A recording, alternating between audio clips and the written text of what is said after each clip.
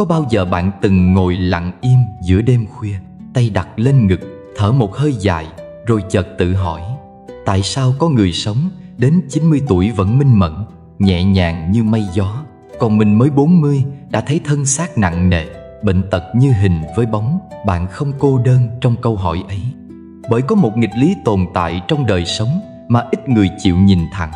Có những người không hề uống thuốc bổ, không có chế độ ăn kiêng hà khắc, không tập gym mỗi ngày, vậy mà họ vẫn sống lâu, sống khỏe.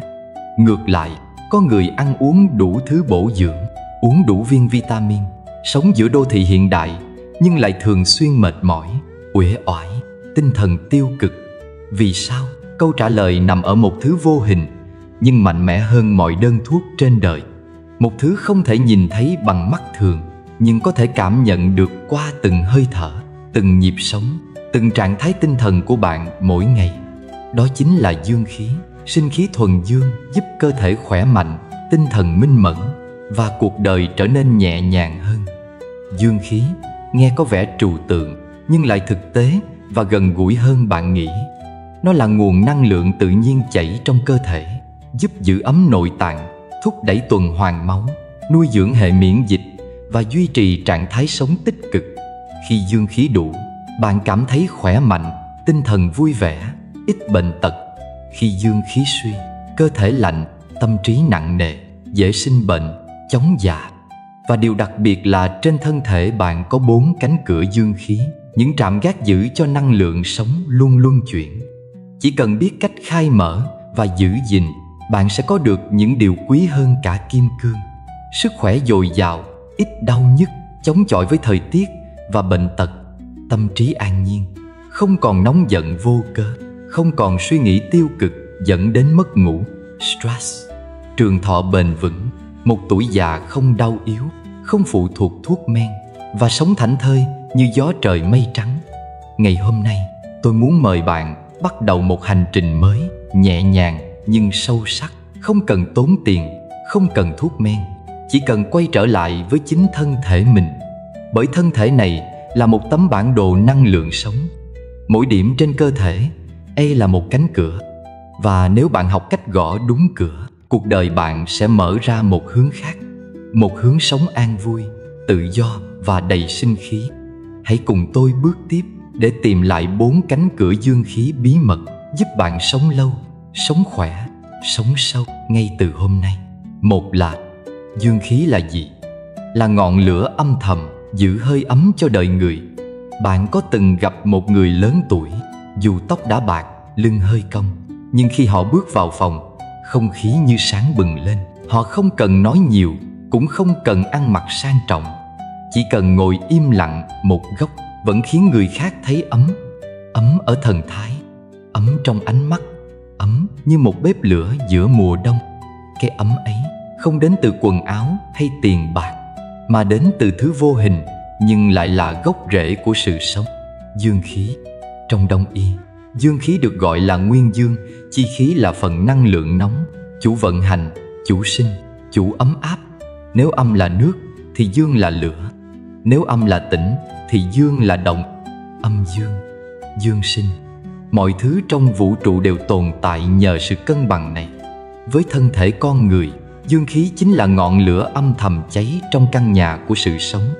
Nó sưởi ấm các cơ quan nội tạng, nó thúc đẩy máu huyết tuần hoàn, nó giúp ta có sức lực để đi, để nói, để làm việc và để cảm thấy yêu đời. Người có dương khí đủ thì dù không uống thuốc bổ, không theo chế độ dinh dưỡng khắt khe, vẫn tràn đầy sinh lực, da dẻ hồng hào vì máu lưu thông tốt, giọng nói vang rõ vì hơi thở đầy đặn, tâm trạng ổn định, không dễ cáu giận, không dễ bi quan, sức đề kháng cao, bệnh vặt ít ghé thăm. Ngược lại, người thiếu dương khí, dù ăn uống đủ đầy, vẫn luôn thấy thiếu cái gì đó. Tay chân lạnh như nước đá, nhất là vào sáng sớm hay chiều tối. Tâm hay mệt mỏi, dễ rơi vào trạng thái trầm cảm, chán nản, thường xuyên buồn ngủ, đau đầu, tiêu hóa kém, dễ mắc bệnh vặt và rất lâu hồi phục. Có người hỏi, làm sao biết mình đang thiếu dương khí? Tôi trả lời bằng một câu chuyện đơn giản. Có lần, một bác sĩ đông y chỉ cần bắt mạch một người phụ nữ trung niên. Ông không hỏi bệnh sử, cũng không nhìn xét nghiệm. Ông chỉ chạm tay nhẹ lên mạch cổ tay bà, rồi nói: bà đang lạnh bên trong. Không phải lạnh do thời tiết, mà lạnh vì ngọn lửa bên trong bà đang yếu dần. Quả thật, bà ấy không hề bị cảm, không sốt, nhưng bà hay đau bụng, rối loạn tiêu hóa, ngủ không sâu, tóc rụng nhiều. Đó là những tín hiệu thầm lặng của sự cạn kiệt dương khí. Dương khí giống như một dòng sông chảy xuyên suốt cơ thể. Nó cần thông suốt, cần lưu chuyển, cần được giữ ấm. Nếu bạn mở đúng cánh cửa, biết giữ cho những bến bờ trên cơ thể không bị tắc nghẽn, thì dòng sông ấy sẽ mãi đầy nước, mãi trôi.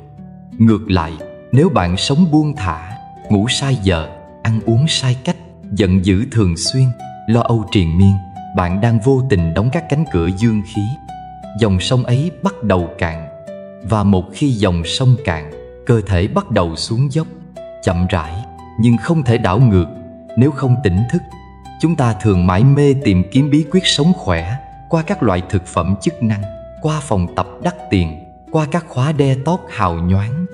Nhưng đôi khi, bí quyết ấy chỉ đơn giản là giữ cho dương khí không tắc, dậy sớm một chút để hứng ánh mặt trời, ăn uống điều độ để dạ dày không bị lạnh, giữ lòng thanh thản để tâm không co rút, thở thật sâu để khí huyết được lưu thông.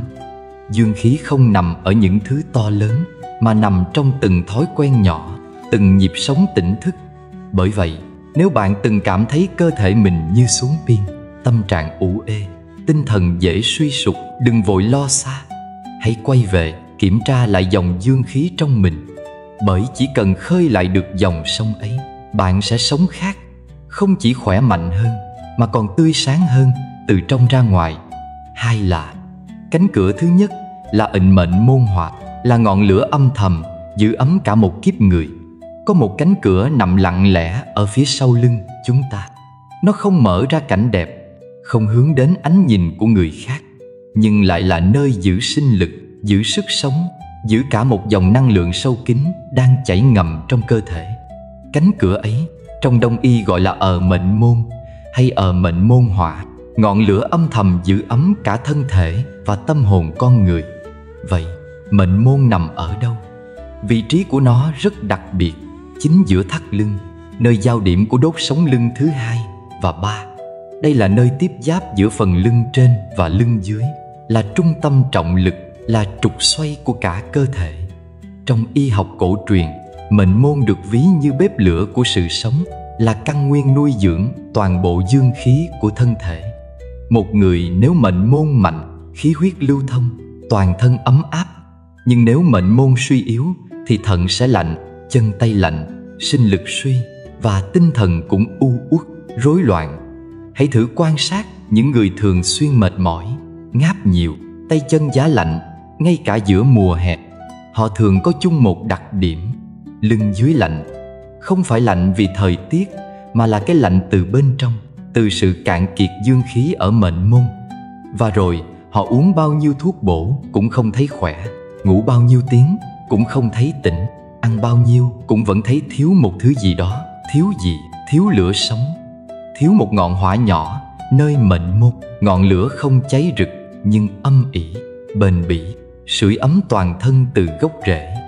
Vậy vì sao mệnh môn được gọi là gốc rễ của dương khí? Bởi theo y lý phương Đông, thận là nơi tàn tinh. Mệnh môn nằm giữa hai quả thận, chính là chỗ tàn hỏa, hay còn gọi là giữ lửa. Nếu tinh là nước thì hỏa là lửa. Nước và lửa gặp nhau mới hóa sinh sự sống. Mệnh môn chính là nơi duy trì sự cân bằng ấy. Người có mệnh môn vững mạnh, sáng dậy tỉnh táo, bước chân vững chãi, làm việc bền bỉ, ít mệt mỏi, tâm trí minh mẫn, có ý chí, có quyết tâm, giữ được sự ấm áp cả về thể chất lẫn tinh thần. Vậy làm sao để mở được cánh cửa dương khí nơi mệnh môn? Câu trả lời không nằm trong thuốc, mà nằm trong thói quen sống tỉnh thức. Những hành động nhỏ lặp đi lặp lại mỗi ngày. 1. Xoa ấm vùng thắt lưng mỗi sáng và tối. Dùng bàn tay xoa vòng tròn vùng lưng dưới khoảng 3-5 phút đến khi thấy ấm lên rõ rệt. Đây là cách đơn giản nhất mà cũng hiệu quả nhất để đánh thức mệnh môn. Bàn tay ấm chạm vào nơi cất giữ lửa, lửa sẽ bừng lên. 2. Ngồi thiền giữ hơi ấm ở bụng dưới. Khi thiền, hãy nhẹ nhàng đưa sự chú ý về đan điền, vùng dưới rốn. Cảm nhận một luồng hơi ấm nhẹ dâng lên từ bụng, lan ra lưng. Đó là dương khí đang luân chuyển, là lửa mệnh môn đang trỗi dậy. 3. Đắp ngải cứu, dán gừng tươi. Đây là theo phương pháp Đông y. Ngải cứu và gừng đều là những thảo dược có tính nhiệt, giúp kích thích khí huyết lưu thông, sưởi ấm huyệt đạo. Dán nhẹ lên vùng thắt lưng như đốt một ngọn đèn nhỏ, giúp bếp lửa mệnh môn cháy đều, cháy khỏe.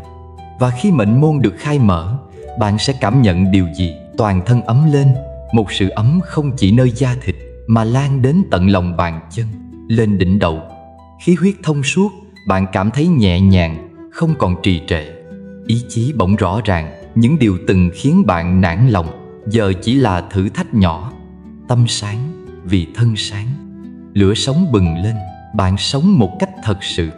Trong thế giới hiện đại, người ta có thể mất ngủ vì rét loang, mất sức vì rét loang, và mất luôn cả sự sống chỉ vì quên giữ gìn một điều nhỏ nhất, bếp lửa mệnh môn.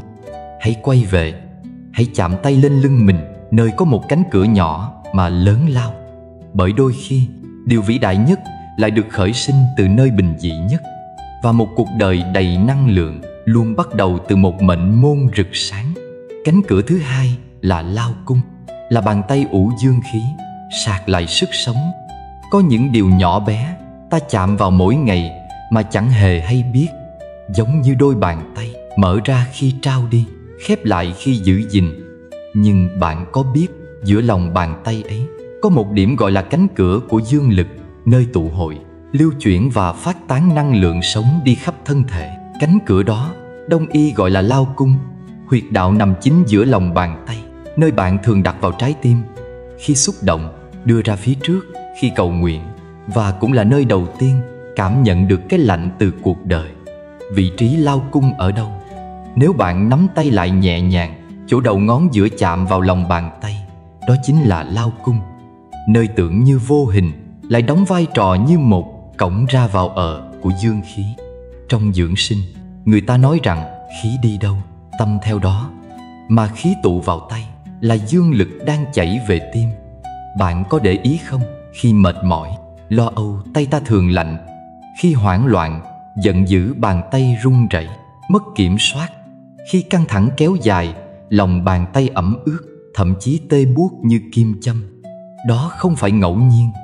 Đó là dấu hiệu lao cung đang tắc nghẽn, dương khí không thể thoát ra hay đi vào. Một người có lao cung thông suốt thường có biểu hiện bàn tay ấm áp, mềm mại, giao tiếp linh hoạt, thân thiện, nhịp tim ổn định, tâm trạng dễ chịu. Ngược lại, nếu lao cung bị đóng cửa, tim sẽ dễ loạn nhịp, tâm dễ bất an, thân thể dễ suy yếu. Vậy làm sao để mở lại cánh cửa lao cung? Câu trả lời nằm trong những hành động rất đơn giản, nhưng nếu làm mỗi ngày, bạn sẽ cảm nhận được sự khác biệt rõ ràng. 1. Chà sát lòng bàn tay 36 lần mỗi sáng. Khi bạn thức dậy, thay vì vội vàng nhìn điện thoại, hãy dành 1 phút để đặt hai lòng bàn tay vào nhau và chà sát nhẹ nhàng. 36 lần là con số gợi nhắc đến tinh ở khí. Thần được đánh thức cùng lúc. Sức nóng từ động tác này không chỉ làm ấm tay mà còn kích hoạt dương khí từ lao cung, dẫn truyền đến tim, phổi, hệ thần kinh. 2. Ngâm tay trong nước gừng ấm 10 phút mỗi tối. Gừng là một vị thuốc có tính ấm, dẫn khí rất mạnh. Mỗi tối, sau một ngày dài mệt mỏi, ngâm tay trong nước gừng như cách ta gột sạch bụi trần khỏi đôi bàn tay. Nước ấm làm giãn mạch, gừng dẫn khí, và lao cung được mở ra như một cánh cổng dẫn dương lực tràn vào khắp cơ thể. 3. Thiền với bàn tay đặt lên tim. Khi bạn thiền, hãy thử đặt nhẹ lòng bàn tay phải lên ngực trái, nơi trái tim đang đập đều đều. Lao cung kết nối với tim mạch qua năng lượng tinh tế. Mỗi hơi thở ra vào là một lần bạn sạc pin cho tim. Bạn không chỉ thư giãn cơ thể mà còn xoa dịu những tổn thương vô hình trong tâm hồn. Vì sao cần giữ cho lao cung ấm? Vì trái tim không chỉ cần máu mà còn cần năng lượng. Một người có trái tim lạnh lẽo là người dễ mệt mỏi, dễ đau lòng, dễ tổn thương. Khi bàn tay ấm, nghĩa là dương khí đang chảy mạnh, tim bạn được nuôi dưỡng, tâm trí bạn nhẹ nhàng. Chẳng phải vô cớ mà trong văn hóa phương Đông, người ta thường nói tay ai ấm người ấy sống chân tình. Và trong dưỡng sinh, bàn tay chính là nơi bắt đầu mọi phương pháp tự chữa lành. Có thể bạn đang tìm kiếm hạnh phúc ở đâu đó rất xa, nhưng có lẽ nó nằm ngay trong lòng bàn tay bạn, nơi chứa đựng những gì sâu sắc nhất: cảm xúc, yêu thương, kết nối và sinh khí. Hãy bắt đầu hành trình nuôi dưỡng mình từ chính đôi tay này. Chăm sóc lao cung cũng là chăm sóc trái tim. Bởi khi đôi tay đủ ấm, cuộc đời sẽ bớt lạnh. Và khi dương khí chảy qua lao cung, bạn sẽ biết thế nào là sống thật sự tròn đầy mà vẫn nhẹ nhàng. Cánh cửa thứ ba là dũng tuyền, nơi dương khí từ đất mẹ chảy vào cơ thể. Con người vốn được sinh ra từ đất, sống trên đất và rồi sẽ trở về với đất. Giữa ta và trái đất luôn tồn tại một mối dây vô hình, âm thầm kết nối, nuôi dưỡng và bảo vệ. Và ngay giữa lòng bàn chân có một huyệt đạo kỳ diệu mang tên dũng tuyền, được xem là gốc rễ sinh mệnh, là cánh cửa hút dương khí từ lòng đất chảy ngược lên toàn thân. Dũng tuyền nằm ở đâu? Nó nằm ngay chính giữa lòng bàn chân, chỗ lõm nhẹ nhất khi bạn co bàn chân lại. Theo Đông y, đây là huyệt thứ nhất trong đường kinh thận, và thận chính là nơi tích trữ nguyên khí của đời người. Vì thế, dũng tuyền không chỉ là một điểm trên cơ thể, mà còn là cánh cửa sinh tử, mở ra nguồn năng lượng sống tinh khiết và bền bỉ nhất, dương khí từ đất mẹ. Người xưa nói, ngẩng đầu đón thiên khí, cúi đầu hút địa khí. Dũng tuyền chính là nơi tiếp nhận địa khí ấy. Nếu dũng tuyền tắc nghẽn, điều gì sẽ xảy ra? Chân thường lạnh, dù trời không rét, đầu gối đau mỏi, leo cầu thang khó khăn, mất ngủ hay thức giấc vào lúc nửa đêm. Tâm trạng dễ bất an, dễ rơi vào lo âu, không rõ nguyên nhân, dễ run rẩy, chóng mặt, huyết áp không ổn định. Tất cả những điều đó không chỉ là biểu hiện của sự lão hóa, mà là dấu hiệu dương khí đang không lưu thông từ gốc lên ngọn. Khi cánh cửa dũng tuyền khép lại, cơ thể mất đi khả năng tự hồi phục. Ngược lại, khi dũng tuyền mở ra, bạn sẽ cảm nhận sự thay đổi rất rõ rệt, giấc ngủ sâu và dễ vào hơn, tâm trí nhẹ nhàng, bớt suy nghĩ lan man, chân tay ấm lên, tuần hoàn máu tốt hơn, nội tạng được hâm nóng, tiêu hóa dễ dàng hơn, thọ mệnh kéo dài, tinh thần sảng khoái. Làm thế nào để khai mở dũng tuyền? Không cần thuốc men, không cần kỹ thuật phức tạp, chỉ cần trở về với thiên nhiên và yêu thương chính cơ thể mình. 1. Ngâm chân nước ấm mỗi tối 20 phút thôi. Cho một đêm yên bình, hãy pha một chậu nước ấm, có thể thêm vài lát gừng hoặc muối biển. Ngồi xuống, tĩnh lặng, ngâm chân đến khi nước nguội. Lúc ấy, bạn không chỉ đang ấm chân mà đang mở khóa dũng tuyền, cho năng lượng chảy ngược từ gót chân lên tới đỉnh đầu. Ngâm chân chính là cách ngủ ngon mà không cần thuốc. 2. Dán gừng tươi hoặc ngải cứu vào lòng bàn chân. Gừng và ngải cứu là hai loại thảo dược có tính ấm cao, chuyên dùng để khai thông dương khí, trục hàn khí. Bạn có thể thái lát gừng mỏng hoặc giã ngải cứu, rồi đặt vào vùng huyệt dũng tuyền, cố định bằng băng vải. Làm vào buổi tối, trước khi ngủ, sẽ cảm nhận rõ sự ấm dần lên từ chân, đến tim, đến giấc ngủ. 3. Đi chân trần trên cỏ, trên đất, trên cát. Đây là cách sạc pin tự nhiên nhất. Mỗi sáng sớm, nếu có điều kiện, hãy ra vườn, ra bãi cỏ hoặc bờ biển, đi chân trần vài phút. Không cần chạy, chỉ cần cảm nhận đất dưới chân mình. Dũng tuyền sẽ mở ra như mạch suối nhỏ, đón lấy năng lượng từ lòng đất, thứ dương khí nguyên thủy và trong lành nhất. Dũng tuyền, nơi khiêm hạ của cơ thể, là huyệt đạo nằm thấp nhất trên người. Dũng tuyền nhắc ta một điều sâu sắc: muốn sống khỏe, phải biết kết nối với đất. Muốn sống thọ, phải biết sống khiêm cung, trân trọng gốc rễ.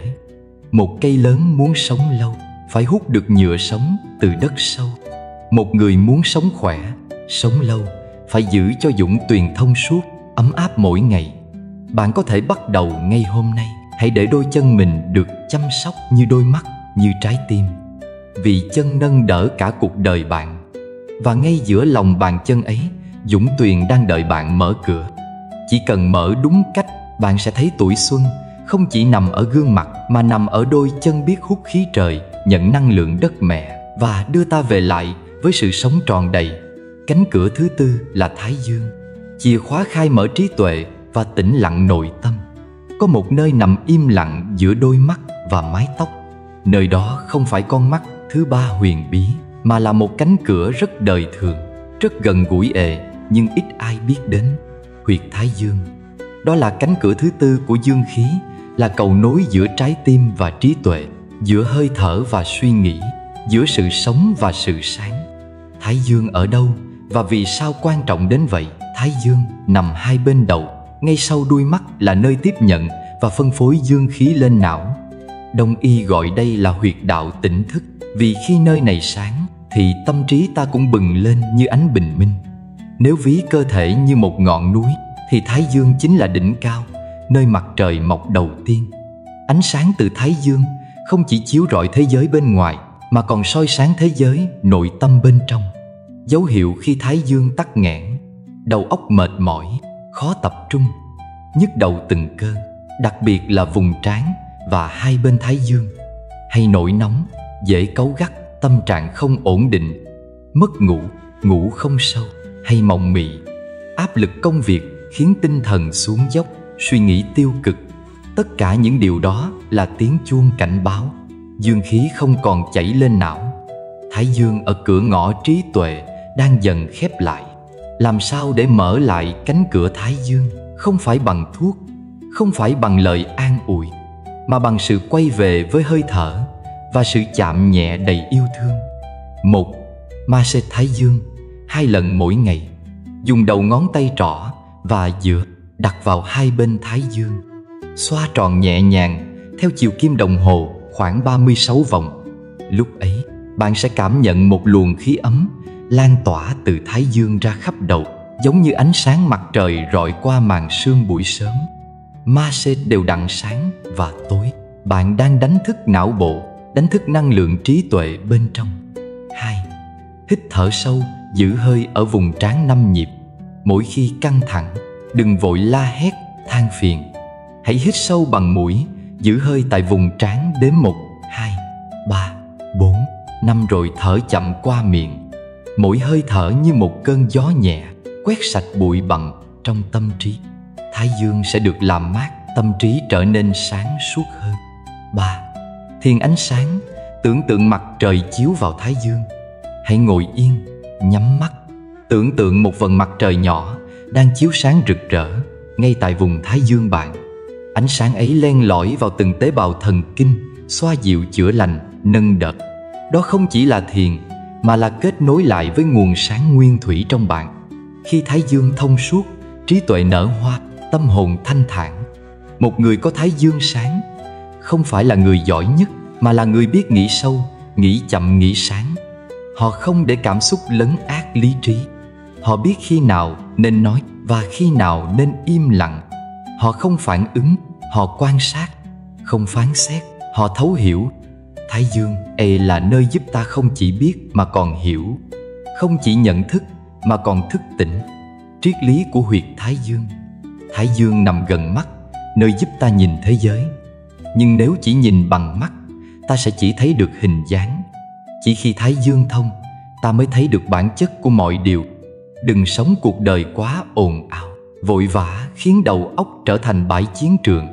Hãy học cách sống chậm, thở sâu, massage nhẹ để ánh sáng trong đầu bạn được thắp lên mỗi ngày. Bạn không cần thông minh hơn, chỉ cần tỉnh táo hơn. Không cần biết nhiều hơn, chỉ cần lặng hơn. Và mọi điều bạn cần sẽ từ từ hiện ra dưới ánh sáng Thái Dương. Trong một buổi giảng pháp, có người hỏi Đức Phật làm sao để biết một người có phúc hay không. Ngài không trả lời bằng những điều to tát, mà chỉ nhẹ nhàng nói: hãy nhìn vào khí sắc của họ. Người có nhiều dương khí là người có phúc. Câu nói ấy tưởng đơn giản nhưng chứa đựng cả kho tàng trí tuệ phương Đông. Dương khí không phải là điều xa xôi. Nó là gốc rễ, là nền móng, là hơi thở của sự sống. Và trong một đời người, dương khí không chỉ quyết định sức khỏe mà còn phản ánh phúc phận, tâm tính và nghiệp lực. Vì sao người có nhiều dương khí lại là người có phúc? Bởi vì khi dương khí mạnh, tà khí không dám vào. Người ấy đi đến đâu, mang theo hơi ấm đến đó. Gặp chuyện khó họ bình tĩnh. Gặp người xấu, họ không bị lây nhiễm tâm ác. Gặp bệnh tật, họ có đủ lực tự chữa lành. Khi tâm sáng, ở thân sẽ nhẹ. Người có dương khí sáng thường vui vẻ, lạc quan, không sống trong u ám. Tâm sáng thì không vướng nghiệp mới, không sinh tâm ganh ghét, không khởi tâm độc hại. Và thân thể vì thế mà nhẹ nhàng, không mang nặng những cảm xúc tiêu cực tích tụ. Khi thân an, nghiệp sẽ tan. Nhiều người tưởng nghiệp chỉ do kiếp trước, nhưng thân thể bất an cũng chính là một loại nghiệp.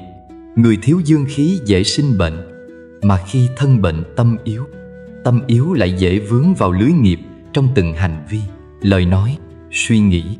Vậy phải làm sao để nuôi lại dương khí của đời mình? Không cần tốn tiền, không cần uống thuốc, không cần tìm thầy, tìm pháp. Bạn chỉ cần một chút lắng nghe cơ thể mình mỗi ngày. Khi mệt, hãy nghỉ. Khi lạnh, hãy sưởi. Khi buồn, hãy thở. Một chút chăm sóc nhẹ nhàng như xoa bóp, ngâm tay chân, thiền sáng 5 phút. Một chút tin tưởng vào thiên nhiên và bản thân mình, vì cơ thể luôn có cơ chế tự chữa lành nếu bạn không làm tổn hại nó. Hãy quay về với sự đơn giản. Dưỡng dương không phải một phép thần kỳ, chỉ là mỗi ngày bạn lắng lại, nhẹ lại, ấm lại một chút thôi. Dương khí không chỉ nằm trong huyệt đạo, mà còn nằm trong ánh mắt bạn, giọng nói bạn, hơi thở bạn. Mỗi lời yêu thương bạn nói là một tia sáng. Mỗi ý niệm từ bi bạn khởi là một đốm lửa. Mỗi hành động thiện lành là một làn hơi ấm bốc lên từ chính cõi lòng. Và rồi bạn sẽ thấy, không cần sống thật giàu, không cần sống thật nổi bật, chỉ cần sống nhẹ, sống sáng, sống đủ dương khí là một kiếp người đã tròn đầy phúc lạc. Kết lại cho hành trình hôm nay, hãy nhớ lấy lời này như một bài kinh nhỏ của đời sống. Một thân thể ấm là thân thể không dễ bệnh. Một tâm trí sáng là tâm trí không dễ sa ngã. Và một người đủ dương khí là một người đang đi trên con đường ít đau khổ nhất. Bạn bắt đầu hành trình ấy không phải từ ngày mai, mà là ngay lúc này, khi bạn quyết định yêu thương chính mình đủ nhiều.